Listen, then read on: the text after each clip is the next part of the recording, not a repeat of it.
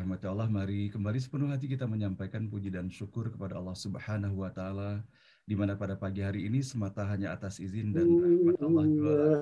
Bersama-sama kita telah dapat membaca, melantunkan, menyimak, serta mendengarkan pembacaan ayat-ayat suci Al-Quran yang kita dapati melalui dua ayat yang kita baca, yaitu ayat ke-22 dan ke-23 dari surah Yunus ini. Mudah-mudahan melalui setiap huruf, setiap kata dan ayat yang kita baca di pagi hari ini terus menjadi cara kita beristighfar mohon ampun kepada Allah Subhanahu wa Ta'ala, serta menjadi cara kita juga memohon kepada Allah semoga melalui setiap huruf, setiap kata dan ayat yang kita baca, Allah Subhanahu wa Ta'ala membukakan pintu rahmat, barakah, hidayah dan ridhonya untuk kita semuanya. Nah, maka baiklah Bapak dan Ibu, bersama-sama sebelum kita menelusuri pesan-pesan terbaru yang kita dapati dalam kedua ayat ini, alangkah baiknya apabila kita memperhatikan sejenak atas apa yang telah kita dapati di dalam ayat-ayat sebelumnya yang telah kita baca pada hari sebelumnya.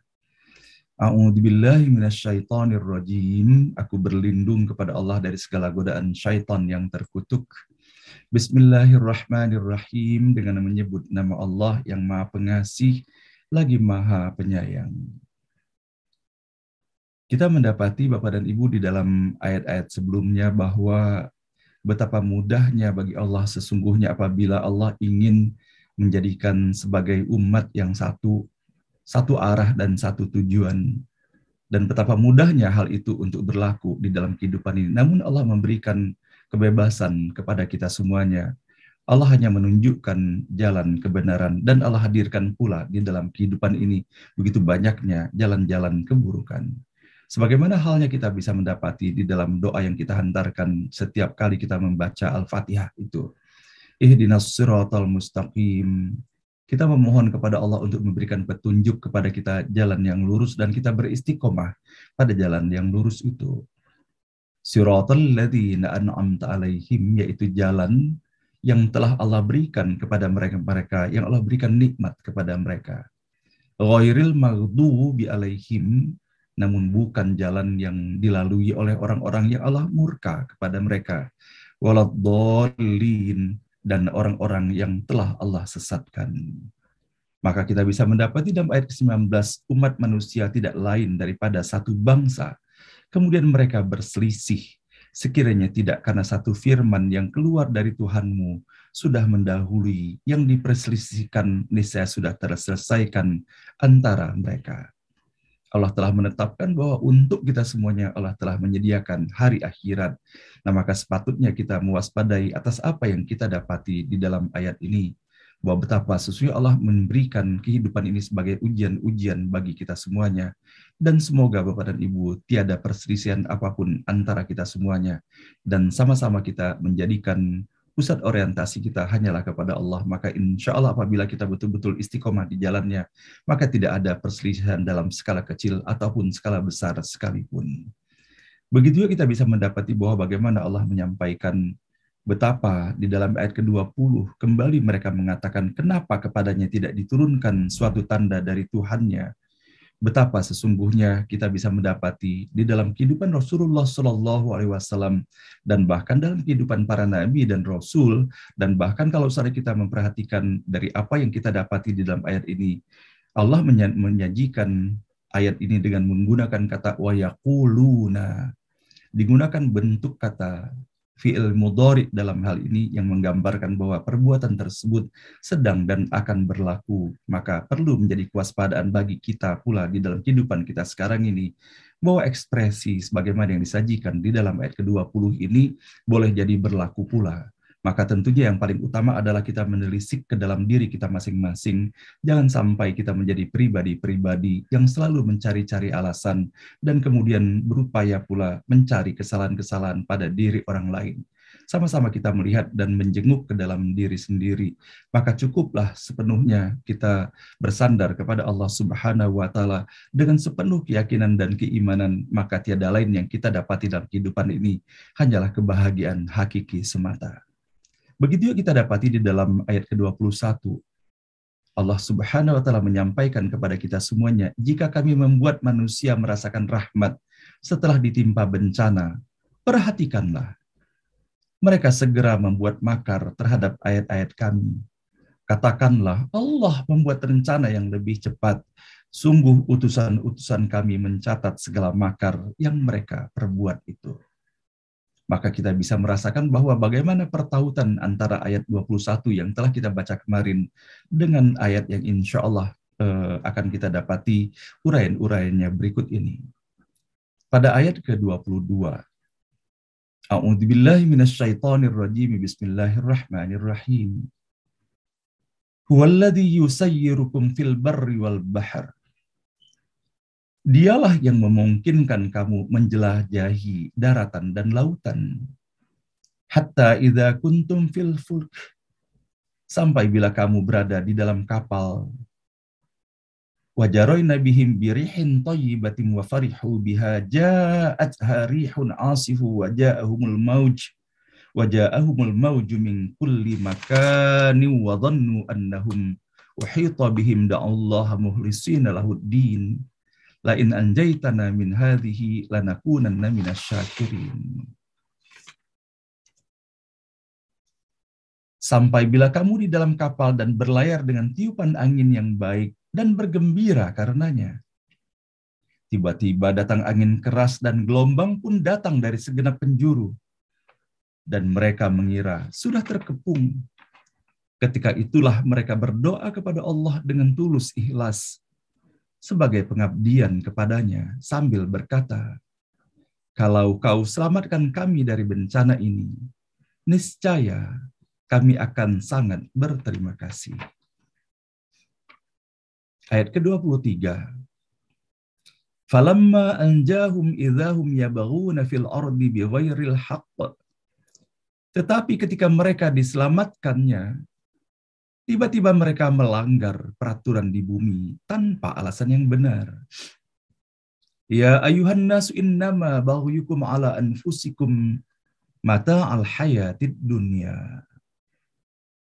Hai manusia, pelanggaranmu hanya akan menimpa dirimu sendiri. Suatu kesenangan hidup di dunia. Summa ilaina marji'ukum fanunabbi'ukum bima kuntum ta'malun. Kemudian kepada kami, kamu akan kembali, dan saat itu kami beritahukan kepadamu apa yang telah kamu lakukan. Shadaqallahul azim. Maha benar dan maha agung Allah dengan segala firman-Nya.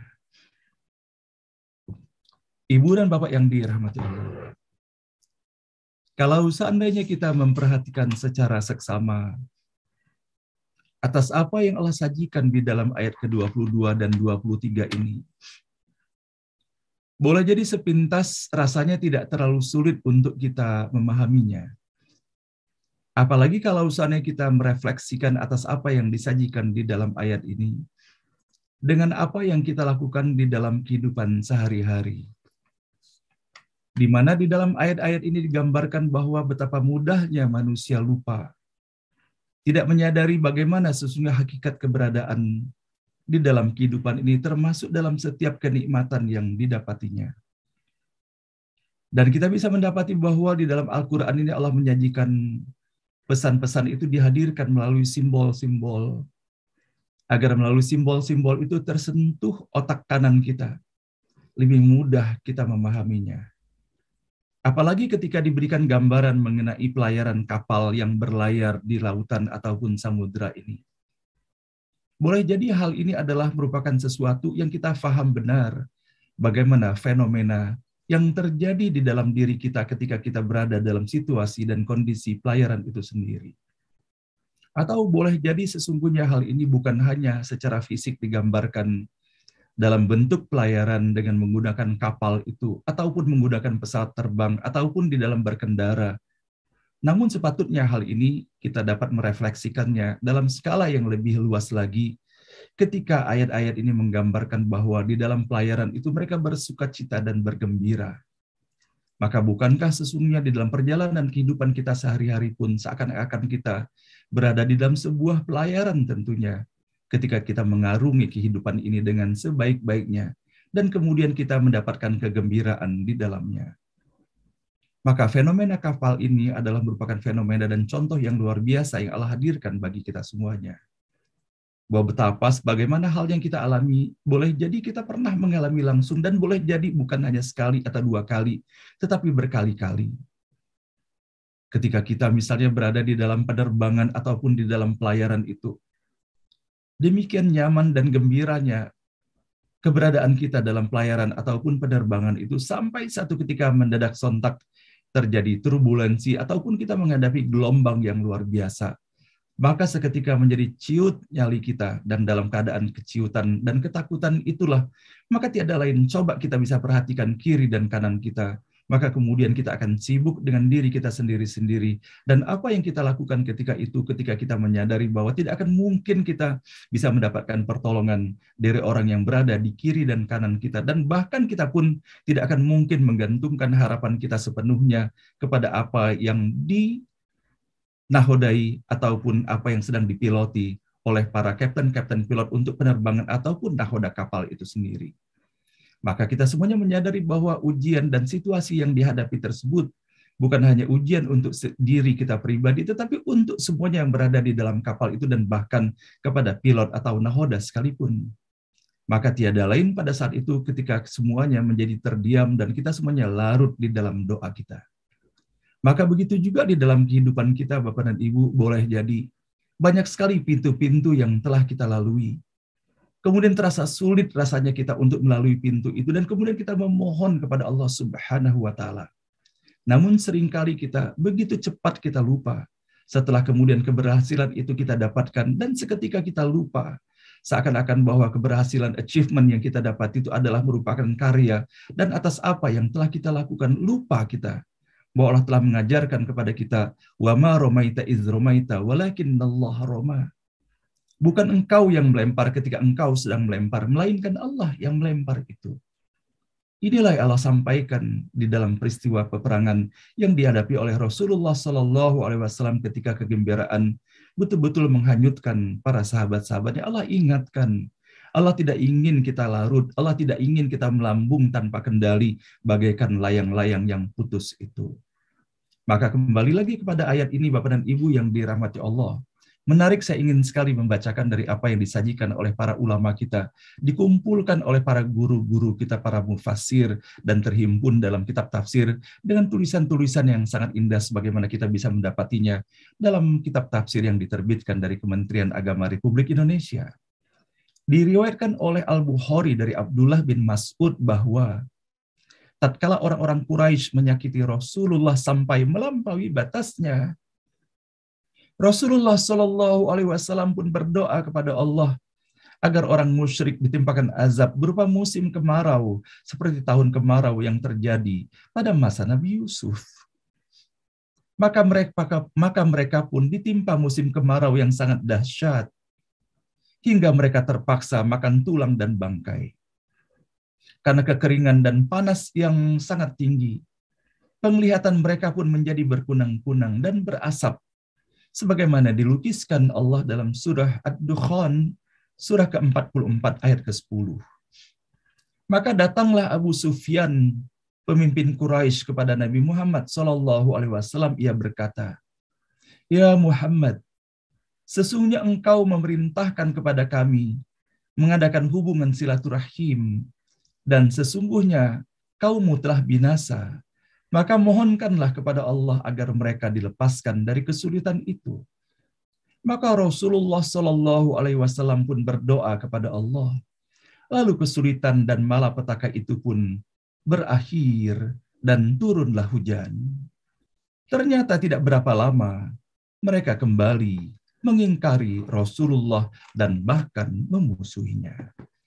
Nah, kalau seandainya kita memperhatikan Bapak dan Ibu yang dirahmati Allah, Allah menghadirkan contoh-contoh kehidupan ini bagi kita semuanya.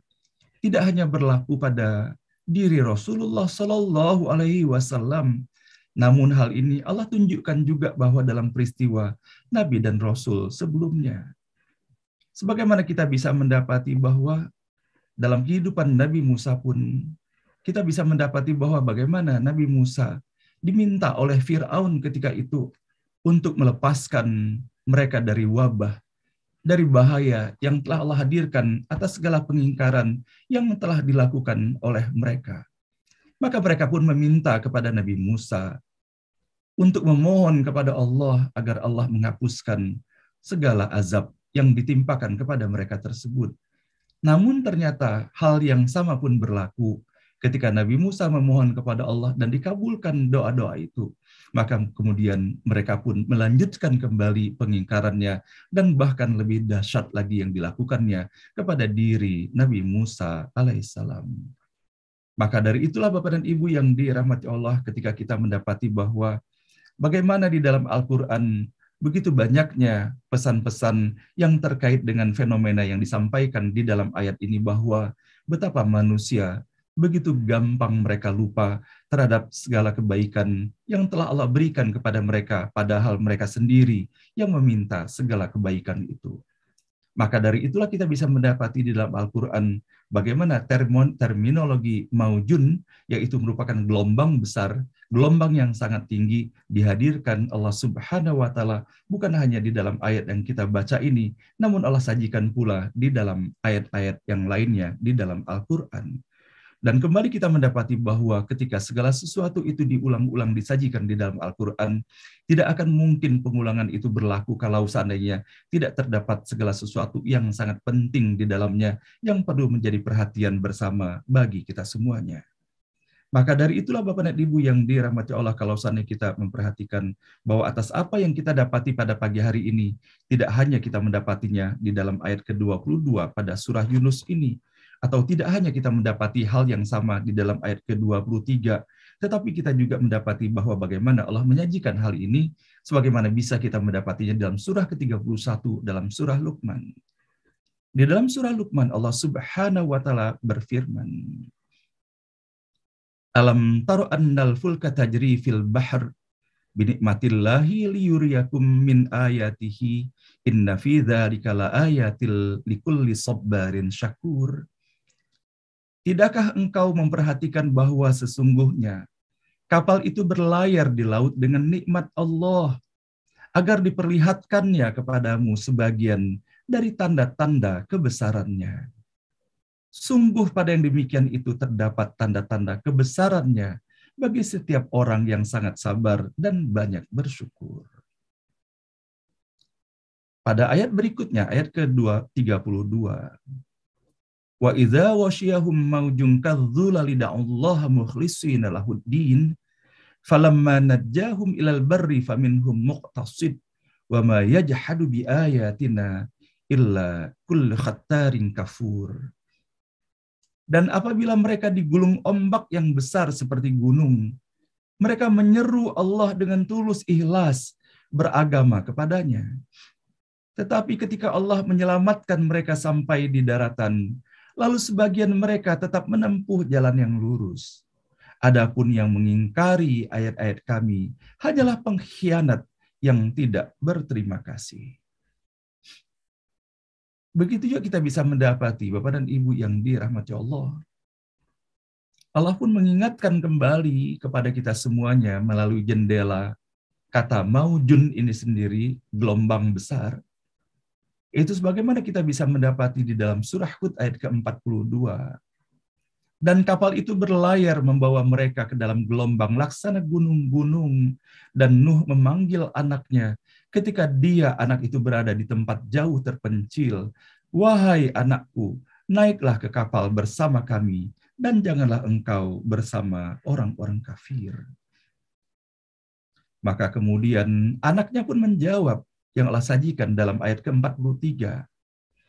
Aku akan mencari perlindungan ke gunung yang dapat menghindarkan aku dari air bah. Dan Nuh pun berkata, tidak ada yang melindungi dari siksaan Allah pada hari ini selain Allah yang Maha Penyayang. Dan gelombang menjadi penghalang antara keduanya, maka dia, anak itu pun termasuk orang yang ditenggelamkan. Nah, Bapak dan Ibu yang dirahmati Allah, betapa sesungguhnya begitu banyak, lebih banyak lagi Allah menyajikan pesan-pesan untuk kita semuanya. Maka sepatutnya kita merefleksikan pengertian gelombang itu bukan hanya secara fisik, yang gelombang itu kita dapati di lautan semata. Namun gelombang-gelombang kehidupan itu, itulah yang Allah hadirkan di dalam kehidupan kita. Maka sebagaimana kita dapati dalam ayat-ayat yang telah sama kita bacakan dan kita dengarkan tadi, bahwa betapa kita sering lupa. Ingin sekali saya menyampaikan nasihat ini kepada diri saya sendiri, dan masing-masing kita menyampaikan nasihat kepada setiap diri kita semuanya. Bagaimana fenomena yang kita hadapi ketika kita sedang melaksanakan traveling itu? Boleh jadi kita begitu terkagum-kagumnya dengan segala keindahan pemandangan alam. Atau boleh jadi kita menikmati sekali suasana yang dihadirkan di seputar kita menjadi sesuatu yang baru, menambah lagi pengalaman baru di dalam kehidupan kita. Namun sampai sejauh mana sesungguhnya rasa kagum kita kepada apa yang kita dapati dari perjalanan-perjalanan panjang itu, ataupun kenikmatan-kenikmatan yang dihadirkan di dalam kehidupan kita, baik dalam kehidupan keluarga, ataupun suksesnya kita dalam berkarir, ataupun berhasilnya kita mengumpulkan kekayaan dan Allah berikan kemudahan di dalamnya. Sudahkah kita merasakan dan menyikapi dengan cara terbaik bahwa sesungguhnya tidak hadir semuanya itu di seputar kehidupan kita kalau bukan dikarenakan Allah yang telah melakukannya? Maka sesungguhnya segala sesuatu yang berlaku di dalam kehidupan kita hanyalah merupakan tanda-tanda, ayat-ayat dari Allah. Maka sesungguhnya hanya kepada orang yang berfikir dan berzikirlah yang akan menjadikan tanda-tanda itu semakin mendekatkannya kepada Allah Subhanahu wa Ta'ala dengan menghantarkannya kepada rasa syukur yang luar biasa. Maka mudah-mudahan Bapak dan Ibu yang dirahmati Allah atas segala sesuatu yang telah berlaku di dalam kehidupan para nabi dan rasul sebelumnya, segala sesuatu yang berlaku dalam kehidupan Rasulullah, bagaimana umatnya, kaumnya, kaum kafir Quraisy ketika itu menyikapi atas segala sesuatu disampaikan oleh Rasulullah, sehingga akhirnya menghadirkan kenestapaan dan kerugian kepada diri mereka sendiri. Maka sepatutnya Bapak dan Ibu kita bisa menjalani kehidupan ini dengan lebih seksama lagi, melihat segala sesuatu ini dengan penuh kearifan, bahwa sesungguhnya tidak dihadirkan dalam perjalanan kehidupan ini, apakah berupa kenikmatan ataukah berupa musibah, melainkan sesungguhnya melalui kedua peristiwa ini, Allah sediakan gerbang selebar-lebarnya untuk kita dapat memasuki pintu kebahagiaan hakiki apabila kita mampu menyikapinya dengan cara terbaik pula. Nah, Bapak dan Ibu yang dirahmati Allah, inilah yang pada pagi hari ini dapat bersama-sama kita telusuri dari apa yang kita dapati melalui ayat ke-22 dan ke-23 ini. Mudah-mudahan Bapak dan Ibu yang dirahmati Allah, di dalam kebahagiaan kita, kita hantarkan rasa syukur kepada Allah. Dalam kebahagiaan kita, dalam kelapangan kita, kita hadirkan kualitas terbaik kita di dalam melaksanakan keimanan dan ketakwaan kepadanya. Sebagaimana kita ketahui Bapak dan Ibu betapa fananya kehidupan ini. Boleh jadi kita merasa puas sekarang ini, kemudian merasa bahagia dengan kesehatan kita. Pengalaman sudah berkali-kali Bapak dan Ibu, bukankah sakit itu kadang-kadang tidak memberi sinyal-sinyal tersendiri, bisa serta-merta kita mendapatkan sakit yang luar biasa. Dan hal ini saya pernah mengalaminya ketika Bapak dan Ibu boleh jadi ingat pada tahun yang lalu, bahwa betapa kita menelusuri hari-hari sedemikian indahnya selama Ramadan. Tiba-tiba kemudian pada hari terakhir, Bapak dan Ibu, saya mendapatkan sakit yang luar biasa dan tidak tertahankan dan membuat harus diopname ketika itu. Tidak ada tanda-tanda ketika sakit itu akan datang. Dan begitu juga ketika kita menikmati kehidupan ini. Bukankah sangat fana, sangat sebentar, rentan kehidupan kita ini? Karena kita tidak ada yang mengetahui kapan saat kematian itu tiba. Dan apa yang berlaku pada kehidupan abang saya, tidak ada yang menduganya sama sekali bahwa secepat itu dia kembali kepada Allah Subhanahu wa Ta'ala. Maka semoga Bapak dan Ibu kita jangan terlena kita dengan nikmat sehat kita, dengan nikmat kehidupan kita, nikmat kekayaan kita, nikmat tenaga kita, nikmat muda kita. Dikarenakan betapa cepatnya kalau seandainya Allah ingin mengakhiri semuanya itu. Semoga Bapak dan Ibu kita bahagia karena Allah, dan kita pun menikmati musibah dan ujian Allah berikan karena Allah pula. Sehingga betapa bahagianya ketika kita dalam keadaan bahagia, kita telah hantarkan rasa syukur kepada Allah. Dan ketika kita dalam keadaan penderitaan pun, kita mendekatkan diri kepada Allah. Hal ini sesungguhnya fenomena dalam kehidupan kita sehari-hari, Bapak dan Ibu. Saya ingin sekali memberikan contoh, misalnya, ketika kita baik kepada seseorang dalam keadaan kita tidak membutuhkannya, maka kemudian ketika kita ada masalah, Bapak dan Ibu, tidak perlu kita meminta, maka nanti orang yang akan mengulurkan bantuan kepada kita. Tetapi ada juga fenomena di dalam kehidupan ini, bahwa ketika bahagia, lupa. Tetapi ketika ada masalah, baru merapat kepada seseorang. Nah, sepatutnya Bapak dan Ibu kita tidak termasuk dalam kategori yang demikian, melainkan kita mensyukuri nikmat kehidupan ini dan tiada lain yang bisa kita lakukan adalah bagaimana kita menyiapkan diri sebaik-baiknya agar apapun yang Allah hadirkan di dalam kehidupan kita ini, kembali kita dapat memberikan penyikapan terbaik. Dan itulah yang Allah ingatkan di dalam surah Al-Mulk itu, alladzi khalaqal mauta wal hayata liyabluwakum ayyukum ahsanu amala. Bahwa Allah menjadikan seluruh fenomena kehidupan ini, kematian, kehidupan, dan segala sesuatu yang berada di antaranya hanyalah merupakan serangkaian ujian yang Allah berikan kepada kita semuanya. Dan tentunya Bapak dan Ibu, kita faham bahwa ujian yang Allah berikan kepada setiap diri dan pribadi itu menjadi sangat berbeda-beda antara satu dengan yang lainnya. Namun bukanlah kita mempermasalahkan bentuk apa ujian itu. Yang paling penting bagi kita semuanya adalah kita memohon kepada Allah agar Allah memberikan daya tahan yang luar biasa kepada kita menghadapi setiap ujian yang diberikan kepada kita semuanya.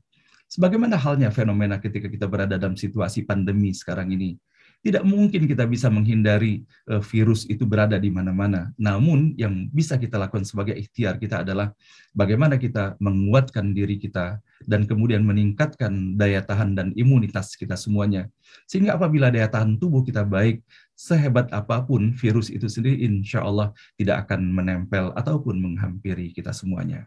Nah, demikian Bapak dan Ibu yang dapat sama-sama pada pagi hari ini dengan segala keterbatasan yang kita miliki di dalam ikhtiar kita sebagai hamba Allah yang dhaif untuk memahami pesan-pesan yang terkandung di dalam ayat yang kita baca ini. Dan betapa sesungguhnya Bapak dan Ibu kalau saatnya kita memperhatikan melalui dua ayat yang kita baca ini, banyak sekali Bapak dan Ibu jendela-jendela yang apabila Allah mengizinkannya kita bisa menelusuri jendela-jendela ataupun pintu-pintu itu untuk mendapatkan penjelasan-penjelasan yang lebih bermakna lagi terkait dengan ayat ini. Betapa kita mendapati ayat ini, yang saya sampaikan tadi, penggunaan kata maujun, itu hanyalah merupakan salah satu pintu yang bisa kita telusuri. Bisa dibayangkan Bapak dan Ibu, dengan hanya menggunakan satu kata maujun, kita bisa mendapati 6 kata mauj lagi yang terdapat di dalam Al-Quran, dan dalam setiap ayat itu begitu dalam pesan-pesan yang terkandung di dalamnya. Begitu juga kalau saat kita mendapati bahwa bagaimana Allah menyampaikan falamma anjahum, tetapi ketika mereka diselamatkan, maka kita bisa mendapati bahwa di dalam Al-Quran begitu banyaknya dengan menggunakan kata naja dalam hal ini, berbagai bentuk Allah hadirkan. Kita dapati misalnya di dalam ayat ini, Allah sampaikan dengan bentuk anjahum, dan kita juga mendapati bahwa bagaimana banyak doa-doa yang dihantarkan oleh para nabi dan rasul menggunakan kata dasar yang sama. Rabbina jini misalnya. Rabbina jini, ya Allah selamatkanlah kami dari gangguan syaitan yang terkutuk itu. Dan begitu banyak lagi ayat-ayat di dalam Al-Quran yang apabila kita memperhatikan terminologi-terminologi yang disajikan dalam ayat ini, mudah-mudahan pada waktu yang lain kita akan dapat mengupasnya lebih panjang lagi. Demikian Bapak dan Ibu, mudah-mudahan melalui setiap huruf, setiap kata dan ayat yang kita baca pada pagi hari ini terus menjadi cara kita beristighfar, mohon ampun kepada Allah Subhanahu wa taala atas segala dosa dan kesalahan, kebodohan dan kelalaian serta maksiat kepada Allah yang telah dilakukan pada hari kemarin ataupun hari-hari sebelumnya. Seraya pula kita berharap sepenuh hati kepada Allah Subhanahu wa taala di tengah kita semakin menjadari semakin terbatasnya kita, bertambahnya usia kita, dan entah kita tidak mengetahui kapan saat kita harus pulang kepada Allah, sementara kita merasakan benar bahwa betapa sedikitnya amal yang sudah kita lakukan, sementara menyadari bahwa betapa banyaknya dosa yang telah kita lakukan. Maka tiada lain kita memohon bersama-sama Bapak dan Ibu kepada Allah, semoga melalui setiap huruf, setiap kata dan ayat ini, Allah bukakan pintu rahmat, kasih sayang dan cinta, serta petunjuknya bagi kita semuanya, agar etape terakhir boleh jadi perjalanan kehidupan kita ke depan ini adalah etape terakhir yang terbaik, dan mudah-mudahan melalui kebaikan yang kita lakukan yang memberikan manfaat bagi diri kita pribadi dan orang-orang berada di seputar kita, semoga menjadi wasilah untuk Allah membukakan pintu ampunan dan taubatnya bagi kita semuanya. Amin ya rabbal alamin.